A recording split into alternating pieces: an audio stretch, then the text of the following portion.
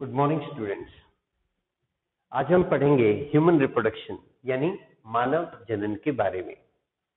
मानव जनन जनन के बारे में यदि हम बात करें तो जनन वह प्रक्रिया है जिसके द्वारा कोई जीव संतति का उत्पादन करता है। संतति यानी अपने जैसे जीवों का उत्पादन करता है अपने जीवन काल के अंदर। इस कारण से किसी भी स्पीशीज की निरंतरता बनी रहती है। तो जनन की प्रक्रिया अगर हम देखें तो यह दो प्रकार की हो सकती है, या तो अलैंगिक जनन, दूसरी ओर क्या है लैंगिक जनन, यानी एसेक्सुअल रिप्रोडक्शन तथा सेक्सुअल रिप्रोडक्शन। दोनों में बुनियादी अंतर क्या है? एसेक्सुअल रिप्रोडक्शन में केवल एक ही जीव जो है वो यह कार्य कर सकता है, संतति का उत्पादन केवल एक ही जीव कर सकता है। जैसे कि अमीबा है, अमीबा क्या करता है? बाइनरी फिशन करता है, एक ही जीव है, आगे चल करके दो प्रकार के अमीबा बना देता है। उसी प्रकार से बैक्टीरिया का विभाजन होता है जिसमें भी एक बैक्टीरिया डिवाइड करता है, दो बनाता है, वो भी कैसा हुआ? अलैंगिक जनन। लेकिन यहां पर है लैंगिक जनन जिसमें एक अथवा विपरीत लिंग वाले जीव यानी दो जीव जो है इसमें सम्मिलित होंगे।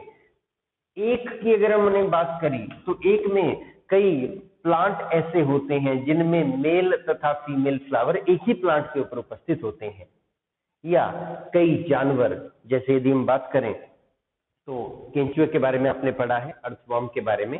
अर्थवॉर्म एक हर्मेफ्रोडाइट होता है, यानी जीव एक ही है लेकिन उसी में ही क्या है, दोनों जो है वो लिंग पाए जाते हैं, यानी हम कह सकते हैं उसमें नर तथा मादा जननांग एक ही जीव में पाए जाते हैं।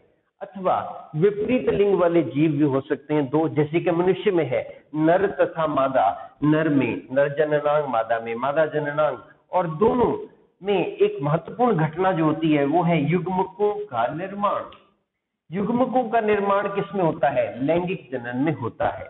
और युग्मक निर्माण होने के बाद में वह मिलकर युग्मनज बनाते हैं।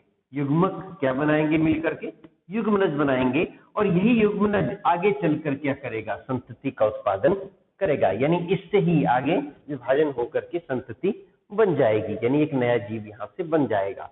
अब यहाँ पे अगर हम ध्यान दें तो अलैंगिक जनन यानी एसेक्सुअल रिप्रोडक्शन में हमने यहाँ पे लिख रखा है युग्मक की अनुपस्थिति। सामान्य केस में, सामान्यता अगर हम देखें तो युग्मक की अनुपस्थिति यहाँ पर होती है, यानी युग्मकों का निर्माण अलैंगिक जनन में नहीं होता है। लेकिन साथ में यहाँ पे हम ध्यान दें, अथवा युग्मक निर्माण, ये एक विशिष्ट केस की अगर हम बात करें तो कुछ खास परिस्थितियों में युग्मक निर्माण भी अलैंगिक जनन में संभव है, लेकिन निर्माण तो होगा लेकिन युग्मनजों का कभी भी, युग्मकों का कभी भी मिलन नहीं होगा। यानी फॉर्मेशन ऑफ गैमीट यहाँ तो होना है और फ्यूजन भी होना है। इधर फॉर्मेशन हो सकता है लेकिन फ्यूजन नहीं होगा। और जिस विशेष परिस्थिति में अलैंगिक जनन होता है जिसमें युग्मकों का निर्माण होता है उसे हम कहेंगे पार्थिनोजेनेसिस। पार्थिनोजेनेसिस के बारे में हम अलग से बाद में चर्चा करेंगे। अब हम आगे चलते हैं, आगे हम बात करेंगे भ्रूणिकी। भ्रूणिकी, भ्रूणिकी जीव विज्ञान की वह शाखा है जिसके अंतर्गत हम भ्रूण के विकास का अध्ययन करते हैं। भ्रूण के विकास का अध्ययन यानी भ्रूण कहां से बनता है? भ्रूण बनता है युग्मनज यानी जाइगोट के विभाजन से। बार बार जाइगोट विभाजन करता है तो क्या होता है? बहुत सारी कोशिकाएं बनती हैं और उसी को धीरे धीरे अवस्थाएं होती हैं जिसे हम क्या कहते हैं? भ्रूण। तो भ्रूण अंततः चल के संतति का उत्पादन करता है। यानी अगर हम मनुष्य में भी देखें तो एक सिंगल, एक कोशिकीय जाइगोट से आगे विभाजन होकर के क्या बनता है? एक पूरा का पूरा जीव बन जाता है, नवजात का जन्म होता है। तो वहां जाइगोट से लेकर के उस नवजात के बनने तक की प्रक्रिया को हम कौन सी जो है वो ब्रांच में अध्ययन करते हैं, शाखा में अध्ययन करते हैं, उसे हम भ्रूणिकी में अध्ययन करते हैं। आगे हम बात करेंगे कि मनुष्य में अलग अलग कार्यों का संपादन करने के लिए अलग अलग प्रकार के अंग उपस्थित होते हैं। जैसे कि यदि हम बात करें तो भोजन का पाचन करने के लिए हमारे शरीर में क्या है? पाचन तंत्र है। उसी प्रकार से संदेशों का आदान प्रदान करने के लिए शरीर के अंदर एक अंग से दूसरे अंग के लिए क्या है? तंत्रिका तंत्र है। उसी प्रकार से यदि हम देखें तो पेशीय तंत्र है, कंकालीय तंत्र है। अलग अलग कार्यों के संपादन के लिए अलग अलग तंत्र होते हैं। उसी प्रकार से जनन की प्रक्रिया का संपादन करने के लिए भी जनन तंत्र मानव शरीर में उपस्थित होता है। तो जब हम मानवों के बारे में बात करेंगे तो मानवों में हमने कहा था विपरीत लिंग वाले दो जीव हैं, नर तथा मादा। दोनों के ही शरीर में जननांग उपस्थित होते हैं। जननांग को हमने विभाजित कर दिया प्राथमिक तथा द्वितीयक जननांग में। अब यदि हम यहाँ पर देखें प्राथमिक जननांग, जिन्हें हम कहेंगे प्राइमरी सेक्स ऑर्गन, क्या कहेंगे? Primary sex organ. ये प्राथमिक जननांग नर में जो होंगे वो क्या होंगे? वृषण, एक जोड़ी वृषण, और मादा में एक जोड़ी अंडाशय। यही आगे चलकर युग्मकों का निर्माण करेंगे। नरों में वृषण शुक्राणु का निर्माण करेगा, जिन्हें स्पर्म भी कहा जाता है। उसी प्रकार मादा में अंडाशय अंडाणु का निर्माण करेंगे, जिसे ओवम भी कहा जाता है। ये दोनों ही क्या कहलाएंगे? गैमीट्स, या इन्हीं को हम क्या कहेंगे? युग्मक कहते हैं। इसके पश्चात दोनों में एक और अंतर है। नरों में वृषण कहाँ पाए जाते हैं कि देह गुहा के अतिरिक्त एक अन्य गुहा है, जिसे हम कहते हैं वृषण गुहा, यानी स्क्रोटल सैक में पाए जाते हैं। जबकि मादा में अंडाशय देह गुहा के अंदर ही पाए जाते हैं, उदरीय गुहा में ही यह उपस्थित होते हैं। अब इन प्राथमिक जननांग का कार्य क्या है? प्राथमिक जननांग ने क्या बनाया? शुक्राणु तथा अंडाणु, यानी गैमीट्स का निर्माण। तो हम ये कह सकते हैं प्राथमिक जननांग का प्रमुख कार्य क्या है? युग्मकों का निर्माण। हालांकि यदि हम देखें तो ये कुछ अन्य हार्मोनों का भी श्रवण करते हैं, लेकिन प्रमुख कार्य क्या है? वो है गैमीट्स यानी युग्मकों का निर्माण। उसके बाद आते हैं द्वितीयक जननांग। द्वितीयक जननांग यानी सेकेंडरी सेक्स ऑर्गन। द्वितीयक जननांग नरों और मादा दोनों में पाए जाएंगे, लेकिन इनका कार्य युग्मकों का निर्माण नहीं, बल्कि उनका परिवहन तथा मिलन में सहायता करना होता है। तो नरों में वृषण प्राथमिक जननांग है, उससे संबंधित होती हैं epididymis, vas deferens, prostate, seminal vesicle तथा पेनिस। इन सभी के बारे में हम अगले भाग में विस्तार से चर्चा करेंगे। इसके बाद मादा में अगर हम बात करें तो अंडाशय प्राथमिक जननांग है, इसके साथ संबंधित है फैलोपियन नलिकाएं, यूट्रस यानी गर्भाशय, वेजाइना यानी योनि, और बार्सिलिन ग्रंथियां इत्यादि इसमें पाए जाते हैं। इनका कार्य है युग्मकों का निर्माण प्राथमिक जननांग का, जबकि द्वितीयक जननांग का कार्य क्या है? युग्मकों का परिवहन तथा मिलन में सहायता करना। तो यहां तक हमने पढ़ा कि मानव जनन की प्रक्रिया में यदि हम देखें तो मानवों में कौन सा जनन होता है? लैंगिक या लैंगिक? लैंगिक जनन होता है, क्योंकि इसमें युग्मकों का निर्माण होगा और साथ में उनका क्या होगा? मिलन भी होगा, और अंततः क्या बनेगा? जाइगोट बनेगा, जो कि संतति को उत्पन्न करेगा। साथ में विपरीत लिंग वाले दो जीव होंगे, यानी नर या मादा मनुष्य में। भ्रूणिकी यानी भ्रूण के विकास का अध्ययन। प्राथमिक जननांग का कार्य क्या है? गैमीट का निर्माण यानी युग्मक का निर्माण। द्वितीयक जननांग का कार्य क्या है?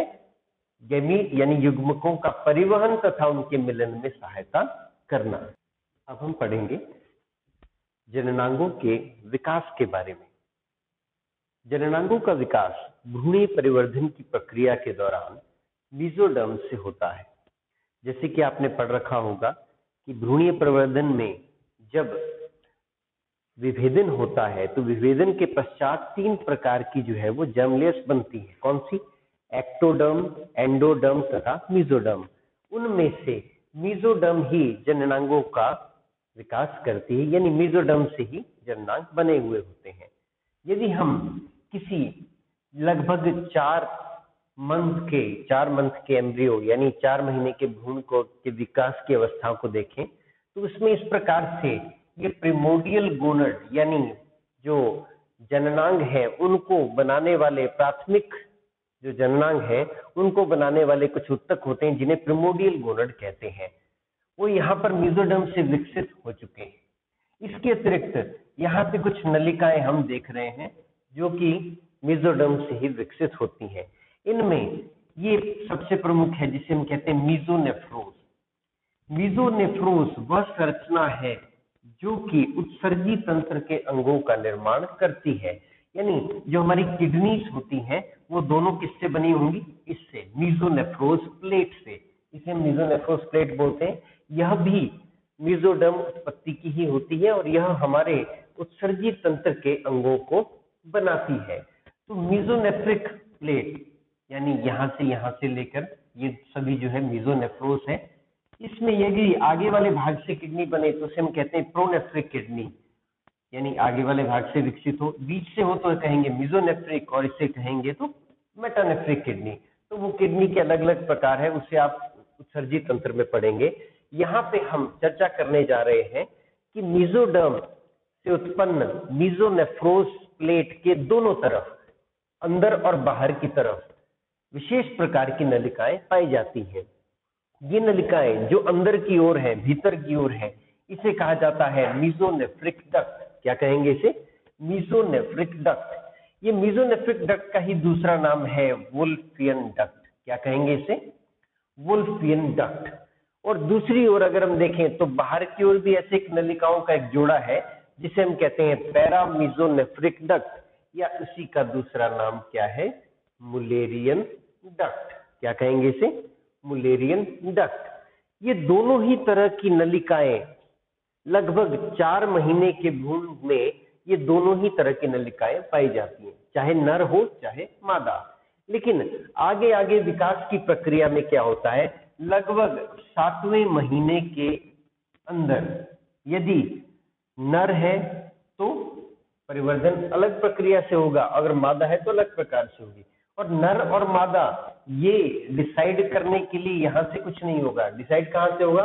एक्स तथा वाई क्रोमोसोम से। और वो पहले ही निर्धारित हो चुका है। किस समय? जब युग्मकों का मिलान हुआ था एक्स व वाई। ये हम पढ़ेंगे आगे, चैप्टर में भी पढ़ेंगे कि किस प्रकार से यदि एक्स अंडाणु में है और स्पर्म में वाई है तो क्या बनेगा? एक्स वाई यानी नर। और यदि एक्स अंडाणु में है और स्पर्म में भी, शुक्राणु में भी क्या है? एक्स ही है, तो क्या बनेगी? मादा। तो यदि यह परिवर्तन होने वाला जीव यह नर है तो लगभग 7वें महीने में ये प्रिमोडियल गोनड, जिनसे कि गोनड प्राथमिक जननांग बनने हैं, ये धीरे धीरे नीचे की ओर गमन करना शुरू कर देते हैं। ये जो हमने बना रखा है, ये हमने एक उदर के स्थान में यह संरचनाएं हैं। और यह जो राउंड है इसे कहते हैं यूरिनोजेनाइटल साइनस। क्या कहेंगे इसको? Urinogenital sinus. यूरिनोजेनाइटल साइनस वह स्थान है जहां पर आकर के ये सभी प्रकार के जो नलिकाएं हैं ये आकर के खुलती हैं। और आगे चल करके जब परिवर्धन पूरा हो जाएगा तो उसमें इस स्थान पर ही क्या होता है? बाह्य जननांग का निर्माण होता है।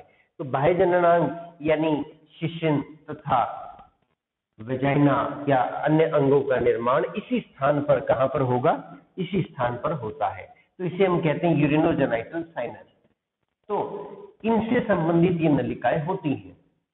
अब यहाँ पे अगर हम देखें तो 7वें मंथ में यानी 7वें महीने में धीरे धीरे ये प्रिमोडियल गोनड नीचे की ओर गमन करना शुरू करते हैं। यदि नर होगा, ये नर के केस में है, नर होगा तो ये नीचे की ओर गमन करना शुरू करेगा और एक अतिरिक्त देह गुहा के अतिरिक्त एक अन्य गुहा है जिसे कहेंगे वृषण गुहा, यानी वृषण कोश में आकर के यहाँ पर रुक जाएंगे। इनके साथ साथ यहाँ पर आप ध्यान दें, वुल्फियन डक्ट भी नीचे की ओर आ जाती हैं। और इसके अतिरिक्त जो दूसरी डक्ट थी वो कौन सी थी? Mullerian duct. वो मुलेरियन डक्ट यहाँ पर डीजनरेट हो जाती है, यानी नरों में वुल्फियन डक्ट जो है वो रहेगी और मुलेरियन डक्ट क्या हो जाएगी? समाप्त हो जाएगी। और जो वुल्फियन डक्ट रहेगी वो क्या बनाएगी? इस भाग में बनाएगी एपिडिडाइमिस। ये क्या होगा? Vast difference. और यहाँ पर बनाएगी सेमाइनल वेसिकल। क्या बनाएगी यहाँ पे? Seminal vesicle. तो एपिडिडाइमिस, वास्ट डिफरेंस तथा सेमिनल वेसिकल किससे बने? वुल्फियन डक्ट से बने हैं। उसी प्रकार से यदि यह जो भ्रूण है जिसकी हम बात कर रहे हैं, अगर यह मादा है तो उसमें क्या होगा? उसमें यह प्रिमोडियल गोनड नीचे की ओर नहीं आएंगे और ये क्या होंगे? पूरे जन्म होने तक अंदर ही रहेंगे। अंदर रहेंगे, लेकिन यहाँ पे भी परिवर्तन हुआ। परिवर्तन क्या हुआ कि इसमें जो वुल्फियन डक्ट थे वो क्या हो गए, विघटित हो गए, और जो मुलेरियन डक्ट थे वो आगे चलकर दोनों आपस में मिल गए, और मिल करके उन्होंने क्या बनाया, फैलोपियन ट्यूब, यूट्रस तथा वेजाइना का ऊपरी भाग जो है वो ये बनाते हैं। यानी हम ये कह सकते हैं कि नरों में जो एपिडिडाइमिस, वास डिफरेंस तथा सेमिनल वेसिकल है, किसके द्वारा उत्पत्ति हुई, वुल्फियन डक्ट के द्वारा। मादाओं में फैलोपियन ट्यूब, यूट्रस तथा वेजाइना का ऊपरी 1/3 भाग किसने बनाया, मुलेरियन डक्ट ने बनाया है। अब यहाँ पर हम एक स्थिति के बारे में चर्चा करेंगे कि सामान्यतः जब बच्चे का जन्म होता है तो उस समय तक टेस्टिस जो है वो स्क्रोटल सैक में यानी वृषण कोश में आ चुके होते हैं। यदि नर के बारे में बात कर रहे हैं तो वृषण कोश में उस समय तक जो है टेस्टिस यानी वृषण पहुंच चुके होते हैं। यदि किसी कारण से यह टेस्टिस जो है वो नीचे ना आ पाए तो ऐसी स्थिति में वो देह गुहा में ही रह जाएंगे।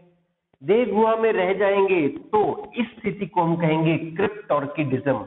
शब्द क्रिप्ट का अर्थ होता है छुपा हुआ यानी हिडन, यानी छुपे हुए वृषण हम इनको कहेंगे।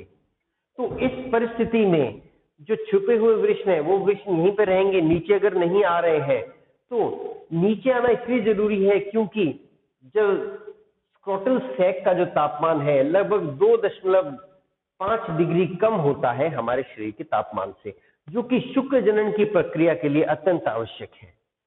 तो यदि ये वृषण छुपे हुए होंगे तो ऐसा व्यक्ति जो है वो क्या होगा, स्टीराइल होगा, यानी उसमें शुक्र जनन की प्रक्रिया संभव नहीं हो सकती।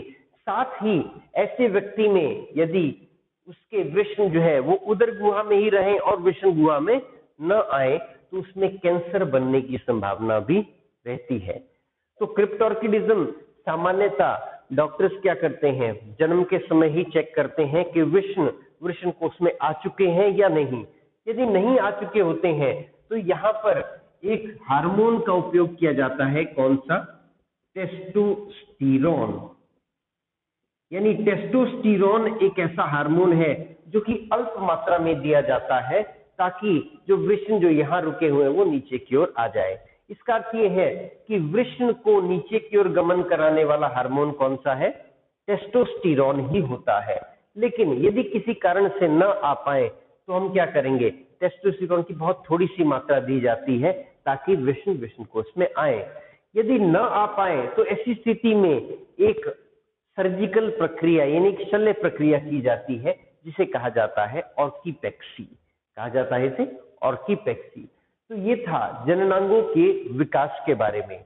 जननांगों का विकास कौन सी भ्रूणीय परत से होता है, मेसोडर्म से होता है।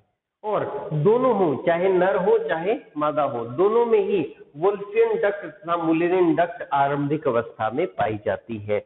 नरों में वुल्फियन डक्ट जो है वह द्वितीयक जननांग की कुछ संरचनाओं को बनाएगी और मुलेरियन डिजनरेट हो जाएगी। उसी प्रकार से मादा में मुलेरियन डक्ट क्या बनाएंगी, फैलोपियन ट्यूब, यूट्रस तथा वेजाइना का ऊपरी 1/3 भाग, और इसमें वुल्फियन डक्ट डिजनरेट हो जाएंगी। अब हम पढ़ेंगे नर जनन तंत्र के बारे में। नर जनन तंत्र में प्राथमिक तथा द्वितीयक दोनों प्रकार के अंग होते हैं। प्राथमिक जननांग एक जोड़ी वृषण होते हैं जो कि एक अतिरिक्त देहीय गुहा में पाए जाते हैं। उस देही गुहा को कहते हैं वृषण कोश। उदरीय गुहा के अतिरिक्त एक गुहा है जो केवल नर में पाई जाती है, मादा में ये नहीं होती है। तो इसी गुहा में पाए जाते हैं एक जोड़ी वृषण जो कि प्राथमिक जननांग है। इस स्क्रोटल सैक या स्क्रोटल सैक का तापमान शरीर के तापमान से लगभग 2 से 2.5 डिग्री कम रहता है, 2 से 2.5 डिग्री सेल्सियस कम रहता है। इस कम तापमान के अंदर ही शुक्र जनन की प्रक्रिया संभव होती है। जैसे कि आपने पहले पढ़ रखा है, क्रिप्टोर्किडिज्म के केस में यदि वृषण जो है वो उदरीय गुहा से स्क्रोटल सैक के अंदर ना आ पाए तो यहीं रह जाएंगे, उसको उनका आवश्यक तापमान ऐसे में नहीं मिल पाएगा, तो ऐसे में वहां पर शुक्र जनन की प्रक्रिया नहीं होगी। तो ये तापमान बनाए रखने में स्क्रोटल सैक की सहायता करती हैं दो प्रकार की पेशियां, डार्टस पेशियां तथा क्रेमास्टर पेशियां।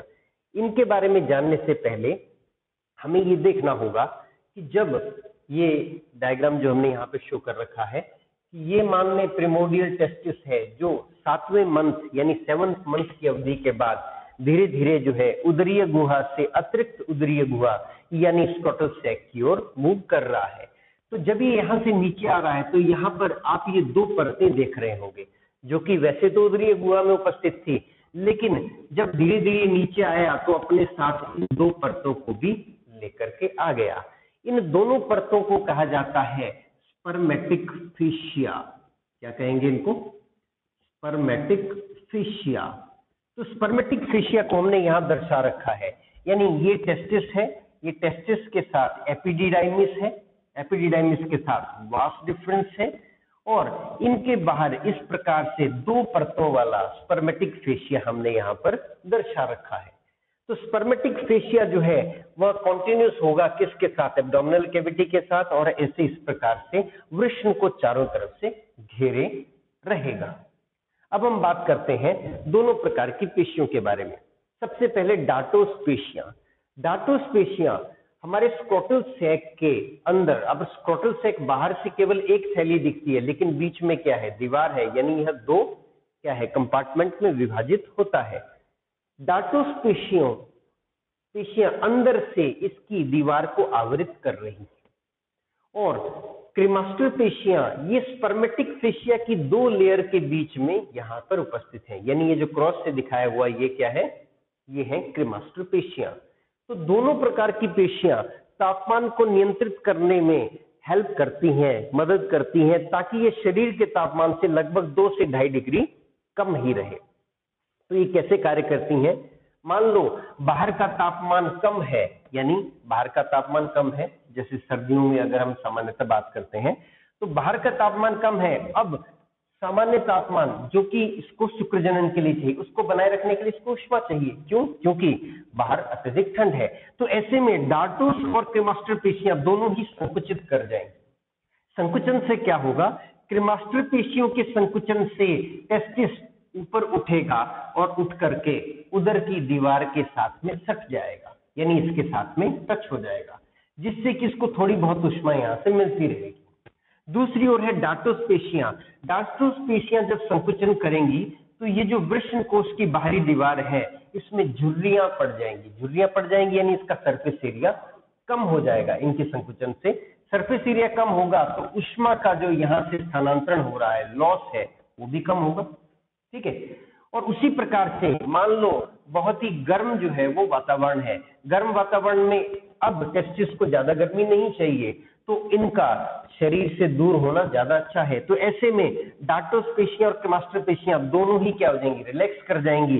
रिलैक्स करेंगी तो इसका सरफेस एरिया बढ़ जाएगा और साथ में ये जो क्रेमास्टर पेशियां के रिलैक्स होने से टेस्टिस शरीर से थोड़ा दूर जो है वो आ जाएगा। दूर आने की वजह से तापमान क्या हो जाएगा? थोड़ा सा कम हो जाएगा। तो इस प्रकार से बाहर के तापमान के अनुसार ये दोनों पेशियां, डार्टस पेशियां तथा क्रेमास्टर पेशियां टेस्टिस के तापमान को नियंत्रित करने में हेल्प करती हैं, सहायता करती हैं और इसे शरीर के तापमान से लगभग 2 से 2.5 डिग्री कम तक जो है वो ला करके रखती हैं। अब हम बात करेंगे कि ये तो प्राथमिक जननांग है टेस्टिस, इसकी विस्तार की संरचना के बारे में हम बाद में पढ़ेंगे, टेस्टिस की स्ट्रक्चर बाद में पढ़ेंगे। पहले हम देखते हैं कि यहाँ से ये जो टेस्टिस है, टेस्टिस के साथ ये जो संबंधित संरचना है इसे कहते हैं एपिडिडाइमिस। क्या कहेंगे इसको? एपिडिडाइमिस। एपिडिडाइमिस आगे चल करके वास डिफरेंस के साथ कॉन्टिन्यूस होती है, यानी यहाँ पर ये एपिडिडाइमिस है और ये क्या है? Vas deferens. इस प्रकार से वास डिफरेंस जो है वह वृषण गुहा से निकल के कहां पहुंच जाती है? उदर गुहा के अंदर पहुंच जाती है। और यदि हम देखें उदर गुहा और वृषण गुहा के बीच में, इसके बीच में जो रास्ता है उसे हम कहते हैं इन्ग्वाइनल कैनाल। क्या कहेंगे इसको? इन्ग्वाइनल कैनाल।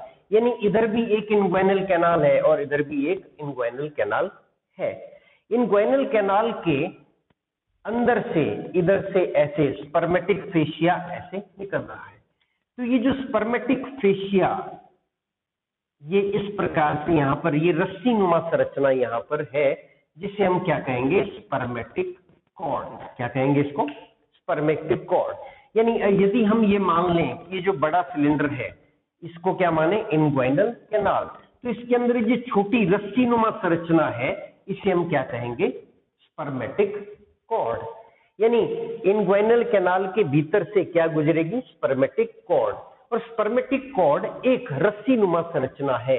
इस स्पर्मेटिक कॉर्ड के भीतर क्या है, स्पर्मेटिक कॉर्ड की बाहरी दीवार किससे बनी है, स्पर्मेटिक फेशिया की 2 परतों से बनी है। और उन दोनों परतों के बीच में कौन सी पेशियां हैं, कौन सी हैं, क्रेमास्टर पेशियां उपस्थित हैं। इसके अतिरिक्त उसके अंदर क्या होगा, वास डिफरेंस भी उपस्थित होगी।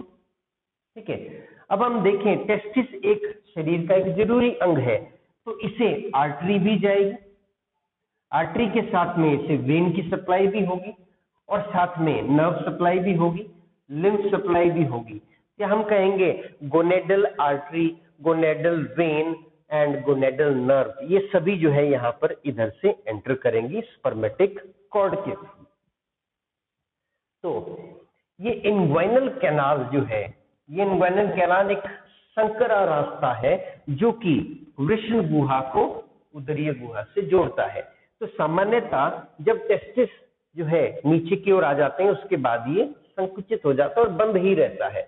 लेकिन कई बार क्या होता है, अत्यधिक भार उठाने से, किसी इंफेक्शन की वजह से या चोट की वजह से ये हल्का सा क्या हो जाता है, खुल जाता है। और यहाँ पर इस उदरीय गुहा में क्या होगी, इंटेस्टाइन उपस्थित होती है। इंटेस्टाइन का कोई लूप कई बार ऐसे इसकी तरफ आ जाता है। ऐसे में इसे हम इनग्वाइनल हर्निया भी कहते हैं, जिसके बारे में हम बाद में भी चर्चा करेंगे। इनग्वाइनल हर्निया यानी यदि कोई इंटेस्टाइन का कोई लूप जो है वो इनग्वाइनल कैनाल के अंदर की ओर घुस आए, तो या अपनी जगह से हट जाए, तो इसे हम क्या कहेंगे, इसे हम कहेंगे इनग्वाइनल हर्निया। तो यहां से हम बात करते हैं, यहां से निकल के स्पर्मेटिक कॉर्ड जो है, स्पर्मेटिक कॉर्ड में से स्पर्मेटिक फेशिया अलग निकल गया, ये क्या बच गया, वास डिफरेंस। अब ये जो व्यू हम देख रहे हैं, ये पोस्टीरियर व्यू है, यानी हम जो है वो पृष्ठ भाग से इस तंत्र को देख रहे हैं। पृष्ठ भाग से जब हम इस तंत्र को देखते हैं, तो ये यहाँ पर जो संरचना हमने बना रखी है, ये है यूरिनरी ब्लैडर। ये क्या है, यूरिनरी ब्लैडर। और यूरिनरी ब्लैडर में यूरेटर आकर के ऊपर से जुड़ती हैं, जिसको मैंने बनाया नहीं है, ये मैं इसको यहाँ पर दर्शा देता हूं। ये यूरेटर 1 है, ये एक यूरेटर है, और ये दूसरी।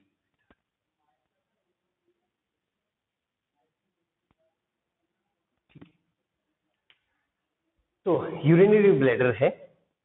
तो ये हम पृष्ठ भाग से जब इसको देख रहे हैं, तो दोनों ओर की वास डिफरेंस अपनी अपनी इनग्वाइनल कैनाल से होते हुए, स्पर्मेटिक कॉर्ड के थ्रू होते हुए निकलेंगी, और ये यूरिनरी ब्लैडर के अपनी अपनी यूरेटर के ऊपर से क्या करेंगी, कॉइल करेंगी।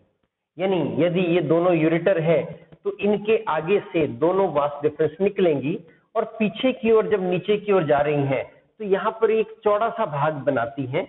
इस चौड़े से भाग को कहा जाता है एम्पुला। क्या कहेंगे इसको, एम्पुला। और एम्पुला आगे, तो एम्पुला जो है असल में वास डिफरेंस का ही भाग है, बस इसमें अंतर क्या है, ये थोड़ा कम चौड़ाई का है, इसकी चौड़ाई थोड़ी ज्यादा है। ये दोनों ये जुड़ते हैं किसके साथ, सेमाइनल वेसिकल। सेमाइनल वेसिकल जो है वो पृष्ठ भाग में बट लेटरल भाग में उपस्थित है, यानी दोनों ओर पीछे की ओर और दोनों लेटरल भाग की ओर जो है वो पाई जाती है। एक जोड़ी सेमिनल वेसिकल है जिनकी सिक्रीशन जो किसके साथ मिल रही है, वास डिफरेंस के एम्पुला के साथ मिल जाती है। वास डिफरेंस के एम्पुला के साथ मिल करके ये एक छोटी छोटी 2 डक्ट का निर्माण करती हैं दोनों ओर, जिन्हें कहा जाता है इजैकुलेटरी डक्ट। यहाँ पे मैंने लिख रखा है इजैकुलेटरी डक्ट का जो साइज है वो 2 सेंटीमीटर है, लेकिन यहाँ पर हमने इसको दर्शाने के लिए थोड़ा बड़ा बना दिया है, नहीं तो इसका साइज बहुत छोटा है, लगभग 2 सेंटीमीटर के आसपास होता है। और दोनों ओर की इजैकुलेटरी डक्ट जो है वो किसमें आकर के मिलेंगे, यूरेथ्रा में, यानी मूत्र नली में मिल जाएंगे। तो ध्यान रहे, नरों में यूरेथ्रा एक ऐसी नलिका है जिसमें से होते हुए मूत्र तथा वीर्य यहां से दोनों ही जो है वो उसमें से पास कर सकते हैं। अब दोनों ओर की इजैकुलेटरी डक्ट आकर के किससे मिलेंगी, किससे मिलेंगी, यूरेथ्रा से मिलेंगी। अब दोनों ओर की इजैकुलेटरी जब यूरेथ्रा से मिल रही है तो यहां से आकर के इस जंक्शन को ढके हुए है एक ग्रंथि जिसके 5 लोब होते हैं। इस ग्रंथि को कहा जाता है पौरुष ग्रंथि या प्रोस्टेट, हम इसको कहते हैं। तो प्रोस्टेट जो है वो दोनों इजैकुलेटरी डक्ट और यूरेथ्रा के जंक्शन को ढके हुए है चारों तरफ से, और यह भी एक जो है वो हम कह सकते हैं सेकेंडरी सेक्स ऑर्गन है। प्रोस्टेट के बारे में हमने पढ़ा है, द्वितीयक जननांग है।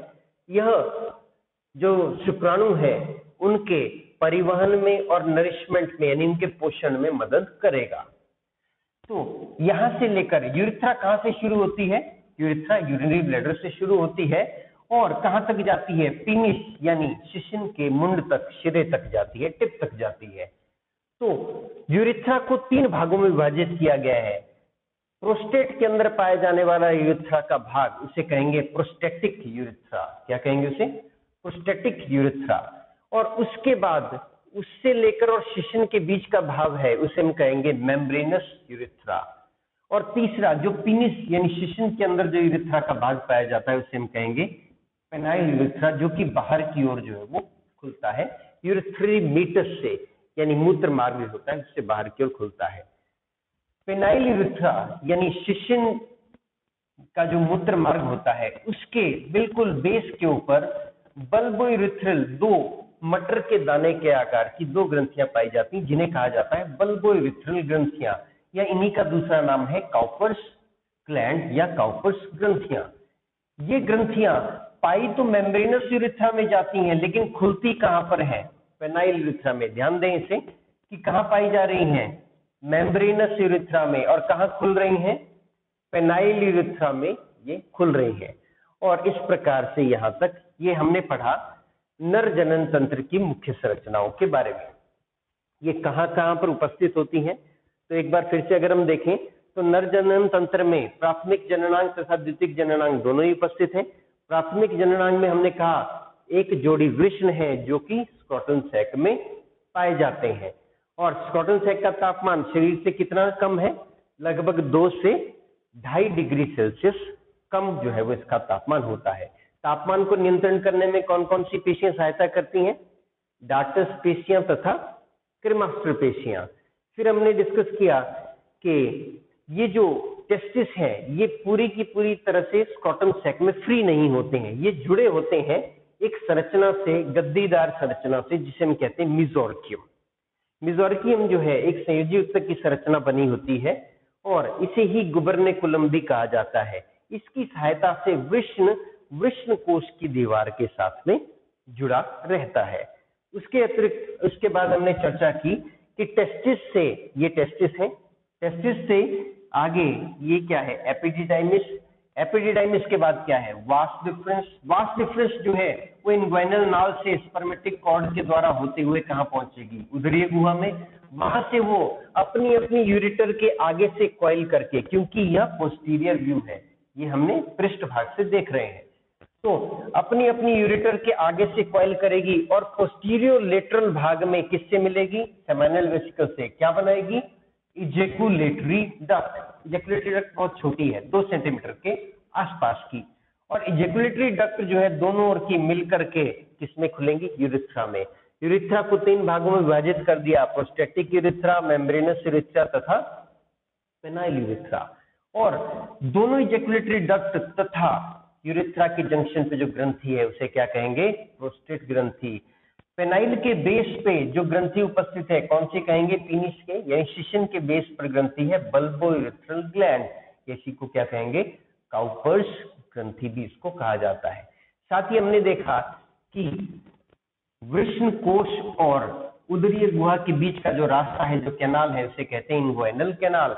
उसमें से होकर के एक रस्सीनुमा संरचना गुजरती है, उसे कहेंगे स्पर्मेटिक कॉर्ड। और उस रस्सीनुमा संरचना का सबसे बाहरी आवरण किससे बना है, स्पर्मेटिक फेशिया से। स्पर्मेटिक फेशिया के साथ साथ इसके अंदर क्या होगा, there will be vas deferens होगी, आर्टरी होगी, वेन होगी, और क्या होगा, नर्व सप्लाई होगी, लिम्फ वेसल्स जो है वो यहाँ पर उपस्थित होंगी। साथ ही हमने ये भी कहा कि स्पर्मेटिक फेशिया जो है वो यहाँ से वृषण के चारों ओर कैसे आवृत होता है, क्योंकि परिवर्धन की प्रक्रिया के दौरान में यह इसके चारों ओर लिपटा रहता है।